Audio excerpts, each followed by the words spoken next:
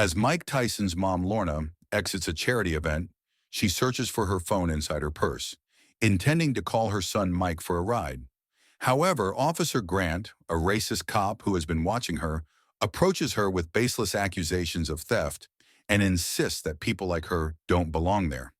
When Lorna ignores him and continues to make the call, Grant violently snatches her phone and punches her in the face, unaware that he has just awoken the wrath of a legendary boxing champion. The story takes a dramatic turn when Mike Tyson arrives at the scene, ready to unleash his protective fury.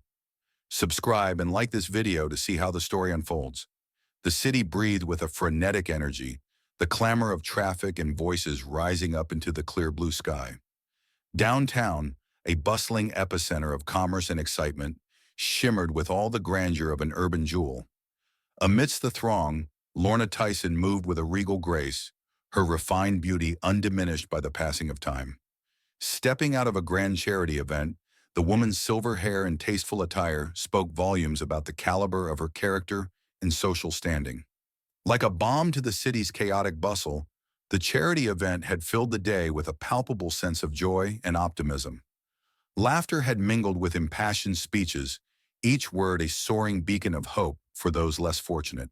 In the midst of the festivities, Lorna Tyson's presence had been a radiant beacon of generosity, a seasoned veteran of the philanthropic world whose dedication had become a legacy passed on to her beloved son, Mike. Mike, ever the dutiful and affectionate son, had offered to collect his mother upon the event's conclusion. The midday sun caressed Lorna's skin with its golden rays, a gentle greeting after the cool, civilized atmosphere of the event. With a satisfied smile, she dug into her purse, her fingers dancing around the contents as she searched for her phone. The item had become as indispensable to her as the very air she breathed, a lifeline to her loved ones and a window to the wider world. Grant, a man who wore the law as a badge of honor and a license for judgment, observed Lorna with a critical eye. His gaze, steeped in self-righteousness, lingered upon her with an unspoken air of suspicion, as if her presence were an affront to his own authority. With each passing moment, his resentment simmered, fueled by the ostentatious display of wealth and privilege the event hall seemed to exude. But it was Lorna who would bear the brunt of his enmity. Her mere existence was a catalyst for the officer's misdirected contempt. In Grant's twisted view of the world, Lorna was a trespasser, an imposter who dared to trespass into the rarefied domain of the privileged elite. Her race, an unavoidable stain in his eyes, was all the evidence he needed to condemn her. In his deranged calculus, her advanced age was not a sign of wisdom or grace, but rather an indictment, a sign that she had outstayed her welcome in a world that belonged to a select few. Grant's grip on the steering wheel tightened, his knuckles whitening in a sudden surge of malice. The moment had arrived, an opportunity to make a statement, to put this woman, this imposter, in her place.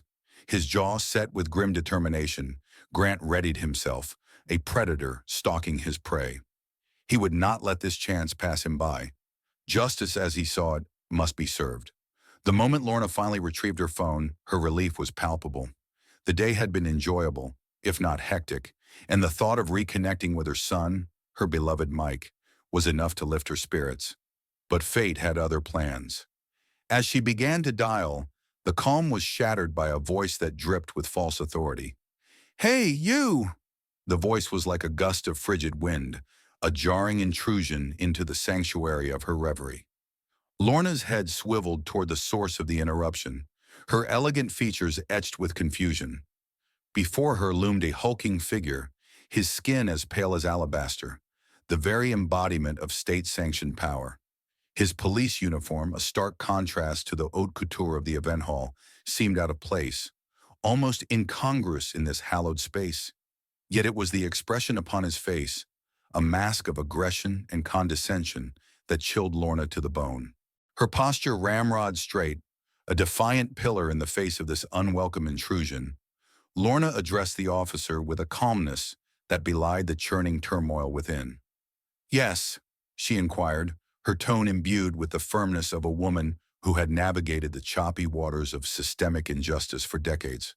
Her phone, a lifeline to her loved ones, remained firmly clasped in her hand, a silent talisman against the creeping sense of danger that permeated the air like a strutting peacock displaying its plumage. Officer Grant marched forward, each step reeking of entitlement and self-importance.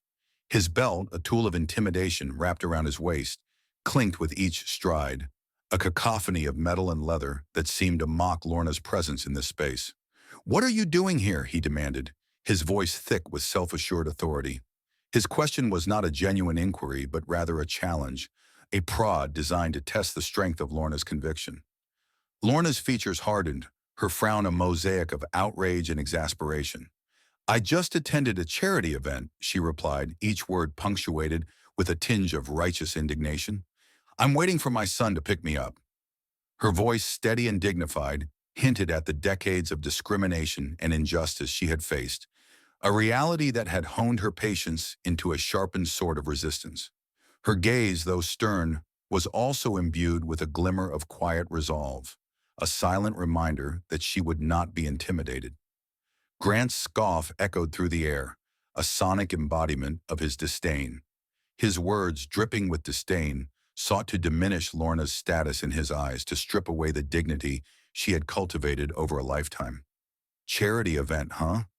You sure you weren't just looking for a free meal?" he sneered, his tone dripping with mockery. With each word, he chipped away at Lorna's patience, testing the limits of her resolve. As the exchange intensified, the hum of the street began to ebb, as if even the city itself sensed the rising tension. Passers-by, their steps slowing to a hesitant crawl, rubbernecked with a mix of concern and curiosity. Yet amid the encroaching drama, Lorna remained an island of composure, her years of wisdom and experience forming a bastion against Grant's abrasive words. "I have no interest in your ignorance, officer," she said, her voice cold as steel. Grant's smirk morphed into a self-satisfied grin, as if he had found a worthy adversary. Like a predator, he closed the gap between them, his hulking frame casting a shadow over Lorna, an unspoken warning of the power he held. "Oh, you got a mouth on you, don't you?" he said, his voice low and laced with malice. "Well, let's see if that mouth of yours can get you out of trouble." A weary sigh, born of exhaustion and disdain, escaped Lorna's lips as she attempted to turn away from the escalating situation. With a shake of her head, she brought the phone to her ear, a gesture that would, in any other circumstance, have signified the end of the encounter. But in this moment, fate had other plans. In a split second, a ruthless hand snatched her purse, a violent wrenching that sent Lorna reeling backward. The delicate strap of her purse, no match for the brute force of Grant's unexpected assault, snapped, leaving her empty-handed and vulnerable. The city, which had already been struck with a sense of quiet disquiet, erupted into a chorus of shock and dismay. The gasps that rose from the gathering crowd were like ripples in a pond. Each gasp, another stone dropped into the seething waters of discontent. Some onlookers covered their mouths, their eyes wide with disbelief. Others raised their phones, capturing the unfolding scene with the unflinching eye of modern technology. There, the ruckus, like a dissonant chorus, seemed to amplify the gravity of the situation. Lorna, caught off guard by the suddenness of Grant's attack, whirled around to face him, her voice bristling with righteous fury. "What the hell are you doing?" she demanded, her words carrying the weight of 1,000 years of oppression, of indignity, of resilience in the face of injustice. "That's my property. You have no right." But Grant, drunk on power, cut her off. Grant, his face contorted into a mask of sadistic amusement, dangled Lorna's purse before her, a twisted mockery of its owner's dignity. "Just making sure you didn't steal it," he sneered, his voice laced with contempt. "We got to be careful with people like you. You know, you never know what you're going to find." Lorna's indignation ignited into a blazing inferno, a righteous fury that coursed through her veins like molten lava. Her voice, no longer merely firm, but bristling with a rage forged from years of discrimination, rose to a sharp crescendo. "Give that back!" she barked, her words like a whip lashing out against Grant's impudence. "Give that back right now. You have no right to do this. This is harassment." But Grant, buoyed by his own sense of invincibility, only grinned wider. The crowd, sensing the impending eruption, began to huddle together, their hushed whispers and apprehensive glances forming a shield against the potential violence about to unfold. Like a swarm of bees drawn to honey, the onlookers, armed with the ubiquitous power of their smartphones, pressed closer to the conflict, capturing each moment, each detail, each nuance of the rising tension. The air was heavy with anticipation, a storm cloud gathering on the horizon. In a flash of blinding violence, Grant struck out with his clenched fist, his knuckles connecting with a brutal force against Lorna's face. The blow, sudden and shocking in its viciousness, sent her reeling backward, her balance faltering as she struggled to maintain her footing. Her vision, a kaleidoscope of pain and confusion, swam before her eyes, the world seeming to tilt and shift in an otherworldly dance. The crowd, their murmurs now morphing into a chorus of outrage, rose up as one, a storm of anger and indignation swirling around Lorna.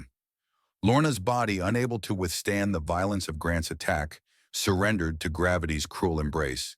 She crumpled to the ground, her frame reduced to a heap of frailty, a heartbreaking symbol of vulnerability in the face of unchecked power. The crowd, their collective breath caught in their throats, stared in stunned silence. It was as if time itself had ceased, frozen in the unending moment between the brutality of the assault and the inevitable retribution that must follow. The sudden piercing cry of tires screaming against asphalt shattered the silence like a glass dropped from a great height. Into the scene arrived a black SUV, its tires smoking and its engine growling like a feral beast. The door swung open and a figure emerged, his stride long and purposeful, speaking of a man whose presence commanded attention. He stepped out of the SUV, his leather jacket creaking with each motion, his eyes locked on the scene before him like a hawk sighting its prey. His face, a mask of granite, betrayed no hint of emotion, no sign of the storm raging within. It was Mike Tyson, the legendary boxer, the icon of fistic brutality and raw power, whose presence seemed to fill the street with a potent air of menace. The crowd, their primal instincts awakened by the legendary pugilist's arrival, recoiled as one, their voices reduced to mere whispers. It was as if the air itself had grown thick, dense with the anticipation of the violence to come. Like a hawk surveying its domain, Mike's eyes flitted from the heartbreaking sight of his mother, fallen like a broken doll on the sidewalk, to the wide-eyed, horrified onlookers, to the odious presence of the white cop, whose smug arrogance was now masked by a thin veneer of panic. His gaze, sharp as a knife's edge, penetrated the chaos with laser-like focus, processing each detail with a speed that defied comprehension. Time seemed to stand still, the world reduced to a tableau of motionless figures, as if trapped in a photograph. And then, like a shock wave through the stillness, Mike's voice erupted into the scene with the force of a sonic boom. "What happened?" he roared, his voice a piercing cry that reverberated through the crowd like a thunderclap, shaking the very foundations of the street. The crowd, roused from their frozen stupor, recoiled in stunned silence, transfixed by the sheer magnitude of Mike's fury. Like a crowd at a soccer match, a cacophony of rage and righteous indignation erupted from the assembled onlookers. The din, a deafening roar of injustice and fury, rose into the air like a tidal wave, swelling with each passing moment. "He hit her! He punched your mother! This racist cop just knocked her down!" Their words, a barrage of truth and outrage, echoed through the street, a battle cry against the tyranny of brutality and injustice. Mike's fists clenched so tight that the muscles in his forearms were corded with tension, trembled with a barely restrained fury. Each exhalation was a storm, a tempest bottled up within the confines of his body, restrained only by his iron will. His breathing, once erratic with the shock of his mother's assault, became slow, deliberate, the measured rhythm of a predator stalking its prey. It was a chilling transformation, a metamorphosis from man to weapon. Officer Grant, finally snapping out of his shock, turned to face Mike, his features twisting into a mocking grin. His laughter, a cackle devoid of mirth, echoed through the street like the sound of shattering glass. "Well, look who it is," he sneered, his tone dripping with derision. "The big bad boxer. You think you're tough, Tyson? You think you can take on the law? You go ahead, make my day." His bravado, a reckless display of arrogance in the face of Mike's wrath, bordered on the suicidal. Silence descended like a shroud, enveloping the scene in a palpable sense of dread. Mike's gaze, a cold, unblinking stare that seemed to bore through Officer Grant's soul, was a window into the depths of his rage, a dark pit where only destruction lay. He stood there, a colossus of silent, brooding intensity, his stillness an ominous prelude to the violence yet to come. The crowd, their voices hushed in fearful anticipation, watched as the standoff between Mike and the officer reached a tipping point, the tension in the air thickening with each passing second. The officer's mockery, fueled by his desperate need to assert dominance, reached its peak as he prodded Lorna's purse with a cruel nudge of his boot. "This your mama?" he taunted, the words venomous with contempt. "Didn't know she was yours, champ. But hey, at least now she knows what it feels like to take a hit, huh?" His smirk, a grotesque mask of arrogance, seemed to linger in the air, staining the atmosphere with the acidity of his hatred. And in a moment that seemed to exist outside the confines of time, the world stopped breathing. The blink of an eye stretched into an eternity. The crowd, a gallery of motionless observers, froze in awe. And then, with a speed that defied comprehension, Mike's fist burst forth like a freight train, its trajectory unstoppable, its impact devastating. The air around them exploded with the ferocity of his rage, a violence that reverberated through Officer Grant's chest with the force of a wrecking ball. Officer Grant, his eyes wide with disbelief, seemed to defy gravity for a heartbeat, suspended in midair by the sheer force of Mike's rage. And then, as if gravity itself were a hand reclaiming its grasp, his body slammed against the pavement with a sickening thud. The impact, a seismic shockwave of pain and defeat, jolted through Grant's bones, leaving him writhing on the ground in a pained, defeated heap. The crowd, their voices like a chorus of shock and awe, erupted in a cacophony of shrieks and shouts, their reactions as varied as their personalities. Some screamed in horror, their voices breaking in fear as they witnessed the brutal outcome of Mike's vengeance. Others, emboldened by their phone's recording capabilities, thrust their devices forward, capturing every frame, every pixel of the unfolding drama. Desperate to bear witness to history, the air crackled with the combined energy of adrenaline and technology, a symphony of violence captured in digital amber. Officer Grant, crippled by the force of Mike's blow, was like a wounded animal, scrambling for the safety of retreat, his face a grotesque mask of agony, contorted with the effort of every labored breath. Each inhalation rasped through his bruised ribs like nails on a chalkboard. His fingers scrabbled for purchase on the pavement, his body trembling as he attempted to push himself away from the danger he had foolishly provoked. Like a predator pouncing on its wounded prey, Mike descended upon Grant in a blur of speed and fury. His fist, a ruthless weapon of vengeance, shot upward in a savage uppercut, connecting with Grant's jaw with the force of a jackhammer. The officer's body, already weakened by Mike's first blow, was no match for the whirlwind of violence. His prone form tumbled onto his back like a rag doll tossed aside. Mike, his frame casting a shadow over the prone form of Officer Grant, spoke in a voice that was low but seething with barely restrained rage. "You punched my mother," he snarled, the words dripping with contempt. "You think you can get away with that? You think you can mess with my family?" His voice, a rumbling warning that echoed with the promise of violence, sent a chill through the watching crowd. Grant, his body struggling against the pain that racked his muscles and bones, fought to rise, his words a feeble attempt to regain some semblance of authority. "You're assaulting an officer," he stammered, his voice shaky and uncertain. "You'll never get away with this." The crowd stirred into a frenzy by the unfolding drama, jeered at Grant's feeble protestations, their voices a riotous chorus of condemnation. Mike's hand, a vice of raw strength, closed around Grant's collar, hauling the officer to his feet as if he were nothing but a rag doll. Grant's body, suspended in the air by Mike's fury, dangled like a marionette, his boots barely grazing the pavement. "You didn't think about that when you hit an old woman, did you?" Mike snarled, the veins in his neck bulging with the intensity of his wrath. "You didn't think about who she was or what you were doing, did you?" In a flash of superhuman strength, Mike heaved Officer Grant upward, lifting him with a single arm as if he weighed no more than a bag of feathers. The air whistled as Grant soared through the air, his body a helpless projectile in Mike's grip. Then with a bone-jarring crack, Mike slammed Grant onto the hood of his police cruiser, the force of the impact reverberating through the metal like a tuning fork. The sound of violence, a cacophonous eruption of rage and pain, resounded through the street like a thunderclap. Officer Grant's body, a bundle of broken bones and shattered ego, collapsed onto the hood of his cruiser, a pitiful image of defeat and anguish. His groans, ragged and pained, reverberated through the air, an agonized harmony to the stunned silence that had descended upon the crowd in the wake of the assault.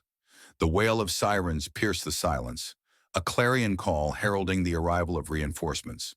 As the blue and red strobes pulsed in the early evening light, a procession of police vehicles screeched to a halt. Doors flung open, and officers poured out, their faces a mix of confusion and suspicion as they took in the sight of Mike towering over the prone form of Grant. The chorus of voices, a damning chorus of truth, rose up like a wave of vindication. Witnesses, their smartphones in hand, pressed forward, eager to bear witness against Grant's brutality, their voices a resounding testament to the injustice they had just witnessed, filled the air with a collective roar of righteousness. He punched an old lady first. It was self-defense. He deserved it. The narrative, once twisted by Grant's abuse of power, was now being reclaimed by the truth. The backup officers, a sea of blue uniforms and conflicting emotions, found themselves in a moment of indecision. Their eyes wide with uncertainty darted between the damning evidence presented by the witnesses and the formidable figure of Mike Tyson, his fists clenched and his anger still simmering beneath his calm exterior. Time seemed to slow, the beats between each heart pump stretching into an eternity. They were caught in a crossroads of justice, their loyalties torn between the badge they wore and the brutal reality unfolding before them. In a single decisive moment, the tide of justice turned. One of the officers, his sense of honor trumping his loyalty to his fellow officer, reached for his handcuffs. With a sharp click, he secured them around Grant's wrists, the cold metal biting into the skin like a branding iron. "Officer Grant, you're under arrest," he intoned, his voice carrying the weight of conviction. The words, like a thunderbolt from a clear sky, struck Grant with the force of his own brutality. His face, already pale with pain, lost its remaining color, a mask of shock and disbelief.